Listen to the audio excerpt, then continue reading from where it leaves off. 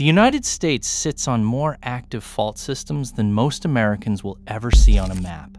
Not just California, but the Midwest, the Southeast, and places where the ground looks as stable as anything in the country. 10 earthquakes proved it wasn't. And the worst ones didn't just break buildings, they broke the land itself. Most people outside the Pacific Northwest have already forgotten this one. On February 28, 2001, a magnitude 6.8 earthquake hit the Puget Sound region during a late winter morning, and within seconds, the ground under Seattle started behaving like something other than ground. The Nisqually earthquake was strange from the start. Its epicenter sat more than 30 miles below the surface, deep inside the subducting Juan de Fuca plate. That depth is the only reason the damage wasn't catastrophic. Shallow quakes concentrate their energy in a tight, devastating radius. Deep ones spread the shaking wider but dilute the punch. Nisqually punched wide. People felt it from Portland to Vancouver, and the damage bill climbed past $2 billion, enough to build about 8,000 average American homes.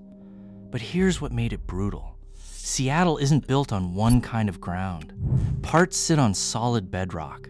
Parts sit on fill, old tide flats, and reclaimed land buried and paved over decades ago. When the seismic waves hit bedrock neighborhoods, buildings shook and pictures fell off walls.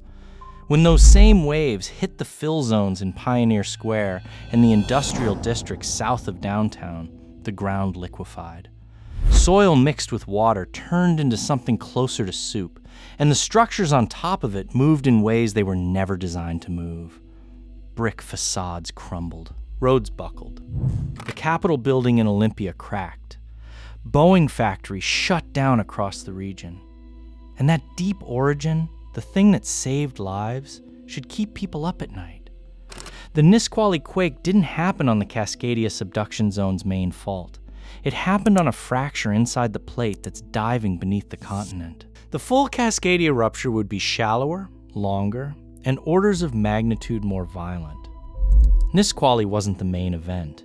It was a tremor from the engine room while the real machine is still winding up. Since 2001, Seattle's population has surged. Tens of thousands of new residents, new towers, new neighborhoods, many built on exactly the kind of ground that turned to liquid the last time the Earth moved. But Washington, at least, knows it's earthquake country. The next entry hit a place that had absolutely no idea shaking was even possible. On August 23, 2011, a magnitude 5.8 earthquake struck near the small town of Mineral, Virginia, a town of only a few hundred people, and within minutes, it became one of the most widely felt seismic events in American history. Not because it was powerful, because of where it happened and what was underneath it. The eastern United States sits on ancient bedrock, old, cold, and rigid, nothing like the fractured, geologically busy crust beneath California. Out west, seismic energy gets absorbed and scattered by broken rock. It dies out fast. But eastern bedrock conducts seismic waves the way a steel rail conducts sound. A 5.8 in Virginia can rattle windows across an area that would make a California 7.0 jealous. The felt zone from Mineral stretched from Georgia to Maine, across much of the eastern seaboard and into parts of Canada. Roughly a third of the American population felt the ground move from a quake most Californians would have barely looked up from their coffee for. That reaches the point. The Washington Monument cracked. The National Cathedral lost pinnacles. Office buildings in Manhattan emptied as workers felt the sway. And roughly a dozen miles from the epicenter, the North Anna nuclear power plant recorded ground acceleration that exceeded its design basis, the engineering threshold it was built to handle. The plant shut down safely, but the margin wasn't comfortable. Nobody had planned for this because the assumption was simple. Earthquakes don't happen here, except they do. Almost nothing east of the Rockies is built to resist lateral shaking. Not the row houses, not the office towers, not the bridges. The design philosophy assumes the ground stays still, because for any given generation, it usually does. That's the trap. A moderate quake in California hits buildings designed to flex and ride it out. The same quake in Virginia hits structures that were never asked the question. And because the bedrock carries energy so efficiently, the zone of impact isn't a circle around the epicenter, it's practically the entire eastern half of the country. If a 5.8 can rattle a third of the nation, what happens when the shaking is actually violent and the ground itself gives way? October 17th, 1989, Game 3 of the World Series. The San Francisco Bay Area is watching itself on national television when the broadcast cuts to static. A magnitude 6.9 earthquake has just hit, and the epicenter isn't even in San Francisco. It's 60 miles south, in the Santa Cruz Mountains near Loma Prieta Peak. The worst damage, though, is in the city and across the bay in Oakland, because what a city is built on matters more than how close it sits to the fault. In Oakland, the Cypress structure, a double-deck section of Interstate 880, pancaked. The upper deck dropped onto the lower deck during rush hour. 42 of the earthquake's 63 deaths happened right there, on one stretch of elevated freeway. The structure wasn't poorly built by the standards of its time. It was built on bay mud, soft, saturated sediment that amplifies seismic waves the way a bowl of gelatin magnifies a tap on the table. The shaking at the Cypress structure was dramatically worse than the shaking a few blocks away on solid ground. Same earthquake, same city, completely different experience, dictated entirely by what was under the pavement. Across the bay, San Francisco's Marina District, one of the most expensive neighborhoods in the city, started to burn. The ground beneath it liquefied, gas mains snapped, and fires broke out against the backdrop of the Golden Gate Bridge. And here's the part that connects 1989 to a disaster 83 years earlier. The Marina District was built on rubble and debris dumped into the bay after the 1906 earthquake. The city cleaned up its worst disaster by shoving the wreckage into the water, smoothed it over, and built luxury homes on top. The 1906 earthquake literally set the trap. The 1989 earthquake sprung it. The Bay Bridge lost a section of its upper deck. And then something nobody expected happened. The Embarcadero Freeway, a hulking elevated highway that had blocked San Francisco's waterfront for decades, was so badly damaged that the city tore it down. The waterfront it had hidden became some of the most valuable real estate in the country. Disaster, in one strange corner of the story, became urban renewal. But Loma Prieta lasted about 15 seconds. What happens when an earthquake hits a modern city and simply refuses to stop? At 4:31 in the morning on January 17th, 1994, a fault that didn't exist on any map ruptured directly beneath the San Fernando Valley in Los Angeles. The Northridge earthquake was a magnitude 6.7, strong but not exceptional by California standards. The damage was exceptional. Over $20 billion. The costliest natural disaster in American history at that point. The fault was what geologists call a blind thrust, a fracture buried deep in the crust with no visible trace on the surface. No scarp, no offset, no crack in the ground you could walk along and photograph. The neighborhoods above it looked like every other suburb in the valley. Stucco houses, strip malls, wide streets, palm trees. Nothing about the landscape suggested that a loaded geological weapon sat directly underneath, and the valley made it worse. The San Fernando Valley is a sediment-filled basin, a broad, flat bowl of loose material surrounded by mountains. When seismic waves entered that basin, they bounced off the edges and reflected back inward, amplifying the shaking in ways the raw magnitude doesn't capture. The geography of the valley turned the earthquake into a resonance trap. 16 people died in a single building, the Northridge Meadows apartment complex, when its first floor pancaked under the weight of the floors above. Freeways collapsed on the I-10, the I-5, and State Route 14. 9 hospitals had to be evacuated, and more than a dozen sustained damage severe enough to disrupt care across the region. More than 80,000 structures were damaged or destroyed. But here's the twist that kept engineers awake for years afterward. Steel frame buildings, the type considered the gold standard for earthquake resistance, were found to have fractured at their welded joints. Not during Northridge, before it. Post-quake inspections revealed that hundreds of steel frame buildings across Los Angeles had cracked welds that nobody knew about.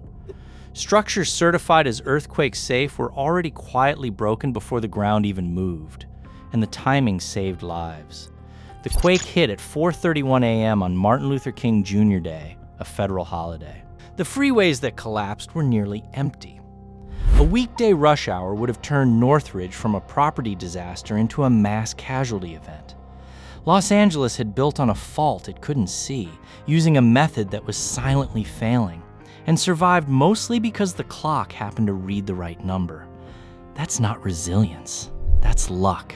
And the next entry is an earthquake so powerful it didn't just damage a state, it physically rebuilt one.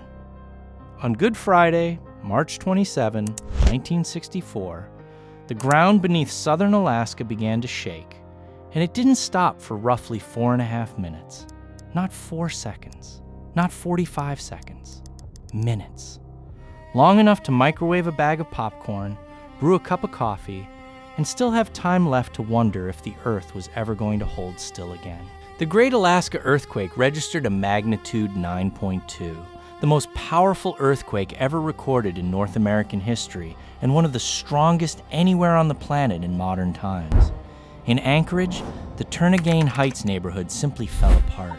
The bluff, the houses sat on liquefied and slid toward the sea in a massive rotational landslide. Homes broke in half, tilted at absurd angles, and came to rest in positions that looked like a giant had picked up the neighborhood and dropped it.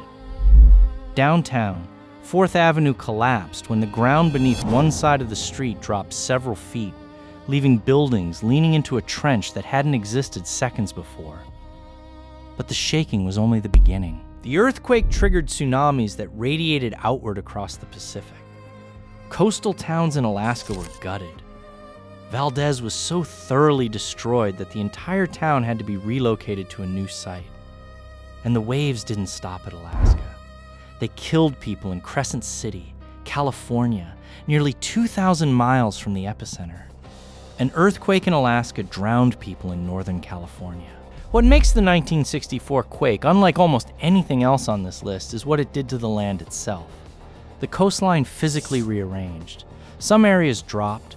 Harbors that had functioned for decades suddenly sat below sea level. Other areas rose.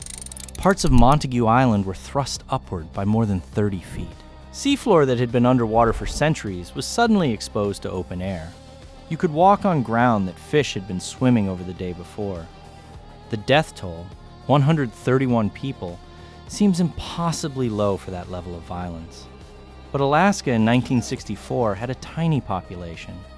The geography absorbed a blow that would have killed thousands in a denser state.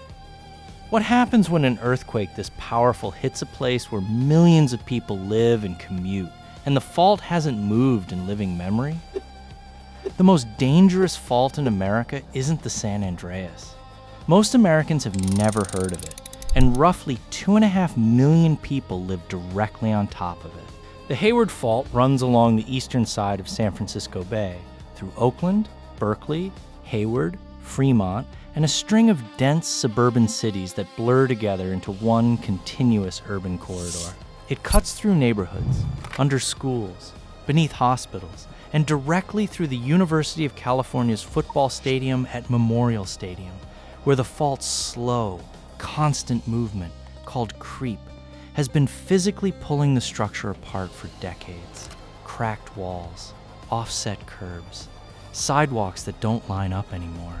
The ground is moving right now, in slow motion, through the middle of people's daily lives. In 1868, this fault ruptured in an earthquake estimated at roughly magnitude 6.8 to 7.0.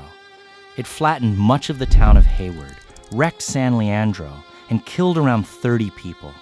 It was the most destructive earthquake in California history at the time. People called it the Great San Francisco Earthquake, a title it held for 38 years until the real San Andreas event in 1906 took the name for good. The 1868 quake convinced San Franciscans that they were safe. The destruction was over there, across the bay.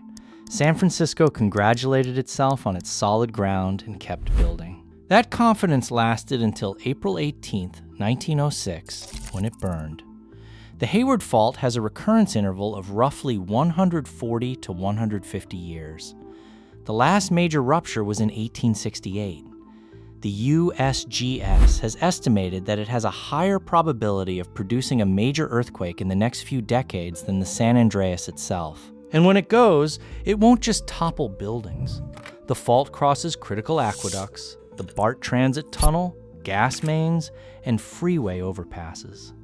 A major rupture would sever the supply lines that keep one of America's most expensive metro areas functioning. The fault is visible, mapped, measured, and completely ignored by the housing market. If that sounds reckless for a known threat, consider what happened when an earthquake arrived before anyone understood what a fault even was. At 5:12 in the morning on April 18, 1906, the San Andreas Fault ruptured along nearly 300 miles of California coast. The shaking lasted about a minute. The fires lasted 3 days. And it was the fire, not the earthquake, that destroyed San Francisco. That distinction matters. The city made sure it mattered. For decades after the disaster, San Francisco's leaders deliberately emphasized the fire and downplayed the earthquake. The reason was pure economics. A city destroyed by fire could rebuild and insure itself. A city destroyed by an earthquake was sitting on a fault, and admitting that meant higher insurance premiums and lower property values. So the official death toll was suppressed, held at 478 for years, when modern estimates put the real number closer to 3,000. The city didn't just survive a disaster, it covered one up. Estimated at magnitude 7.9, the earthquake cracked buildings and ruptured the water mains that fed the fire hydrants. When fires broke out, the firefighters had no water, so the military turned to dynamite, demolishing buildings to create fire breaks. Except the demolition crews weren't trained in controlled detonation. In several cases, the charges ignited new fires. The city's attempt to save itself accelerated its own destruction. Over 80% of San Francisco was destroyed, most of it by flame. More than 200,000 people were left homeless, over half the city's population. And here's the detail that ties 1906 to everything that came after. The rubble had to go somewhere. So the city pushed it into the bay, creating new buildable land. That filled ground became the Marina District, the same Marina District that liquefied in 1989. One earthquake's debris became the next earthquake's victim. The cycle was engineered, brick by brick, into the geography of the city. San Francisco knew it sat on a fault. It chose to lie about it, build on its own wreckage, and wait. The next entry hit a place with no visible fault, no plate boundary, no warning, and nearly leveled it. On the night of August 31st, 1886, the city of Charleston, South Carolina, was nearly shaken off its foundations, and nobody could explain why. A massive earthquake, estimated between magnitude 7.0 and 7.3, struck the coastal city without any of the geological context that's supposed to come with that kind of violence. No subduction zone, no transform boundary, no obvious fault line running through town. Charleston sits on the Atlantic coastal plain, flat, soft, sedimentary ground. Nothing about it looks like earthquake country. The shaking killed around 60 people and damaged nearly every building in the city. Engineers drove long steel rods through cracked masonry walls and bolted them to iron plates on the exterior. Those earthquake bolts are still visible on Charleston's historic buildings today. Tourists photograph them as architectural curiosities. They're actually surgical hardware holding a wounded city together. Church bells rang in cities hundreds of miles away. People reported the shaking from New York to Cuba, from the Mississippi River to Bermuda. The ground erupted in sand, blows across the surrounding lowlands. Some of those features are still visible in farm fields more than a century later. The fault that caused the 1886 earthquake was only tentatively identified in a 2023 study that pointed to a buried structure near Somerville, but debate continues, and the seismic cycle remains poorly understood. Long enough for an entire civilization to build a city, forget the risk, and write codes that assume the ground stays still. Charleston proved the East Coast could shake violently, unpredictably, and from a source geologists are still working to pin down. But at least it left records. The next entry involves an earthquake so powerful it sent a wave across the Pacific Ocean and left no written American account at all. On the evening of January 26, 1700, the entire Cascadia subduction zone, a fault running roughly 600 miles from Northern California to British Columbia, ruptured in a single catastrophic event. The estimated magnitude was around 9.0, and not a single word about it was written down in English, because the written history of the Pacific Northwest hadn't started yet. We know it happened anyway. The proof came from the other side of the ocean. On January 27, 1700, a tsunami struck the coast of Japan with no warning and no preceding earthquake, an orphan wave. Japanese merchants and village officials documented the flooding in records that survived for centuries. In the 1990s, researchers worked backward from those accounts, calculating wave speed, travel time, and direction, and pinpointed the source. The tsunami had crossed the entire Pacific from the coast of North America. A 300-year-old Japanese ledger solved an American geological mystery. The physical evidence was already waiting. Along the coasts of Washington and Oregon, scientists had found ghost forests, stands of dead western red cedar and Sitka spruce, killed when the coastline dropped during the quake and saltwater flooded their roots. The trees are still standing in some locations. 300-year-old tombstones for ground that used to be above sea level. And the oral histories were there too.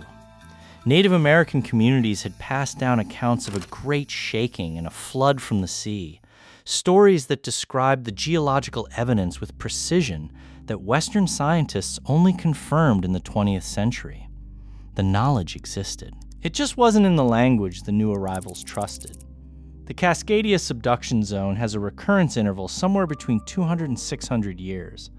The last full rupture was 326 years ago. Oregon and Washington have started installing tsunami evacuation signs. Some towns are building vertical evacuation towers. But the cities of Portland, Seattle, and Vancouver were all built with no memory of what this fault can do. When it ruptures again, coastal communities may have as little as 15 to 20 minutes before the wave arrives. Cascadia is terrifying because the evidence is clear, the timeline is overdue, and the fault is still locked. But the number one entry makes even Cascadia look geologically predictable, because it struck a place where no fault boundary has any business existing at all. On December 16, 1811, the ground beneath the Missouri-Arkansas border started shaking, and it kept shaking, off and on, for 3 months. 3 massive events between December 1811 and February 1812, plus thousands of aftershocks that made the winter feel like the continent was trying to tear itself open. And it was happening in the dead center of the American heartland, flat farmland and river bottom, 1,000 miles from the nearest plate boundary. The new Madrid earthquakes are estimated at somewhere between magnitude 7.0 and possibly over 8.0, though the exact figures are still debated because no instruments existed yet. What isn't debated is what they did. The Mississippi River ran backward. Sections of the riverbed thrust upward, creating temporary waterfalls on a river that's supposed to be flat. Boats were hurled upstream. Sand and water erupted from fissures in massive sand blows. Some of those scars are still visible from satellite imagery today, pale circles in farm fields across 5 states. In Tennessee, an entire section of forest dropped below the water table and filled in. That's Reelfoot Lake, a body of water that exists only because the ground fell during an earthquake. The lake itself is a scar. The felt area dwarfed everything else on this list. Church bells rang in Boston. Chimneys cracked in Cincinnati. The shaking was reported across roughly 2/3 of the country, a felt zone approximately 10 times larger than the 1906 San Francisco earthquake. The death toll was tiny because almost nobody lived there yet. But today, Memphis sits in the heart of the New Madrid seismic zone. Millions of people living on the same soft alluvial sediment that liquefied in 1812, in buildings that were never designed for lateral shaking. The cause is an ancient failed rift, a crack where the continent tried to split apart hundreds of millions of years ago and didn't finish. The wound healed on the surface. Underneath, it's still there. Whether it's still dangerous enough to produce another 1811 is a genuine scientific fight, unresolved, with careers staked on both sides. And that might be the most brutal thing about the American relationship with earthquakes. Every entry on this list shares the same lesson. The ground people trust the most, the ground that looks stable, that's been quiet for a lifetime, that everyone builds on without a second thought, is the ground with the longest memory. The map doesn't show what's underneath. It never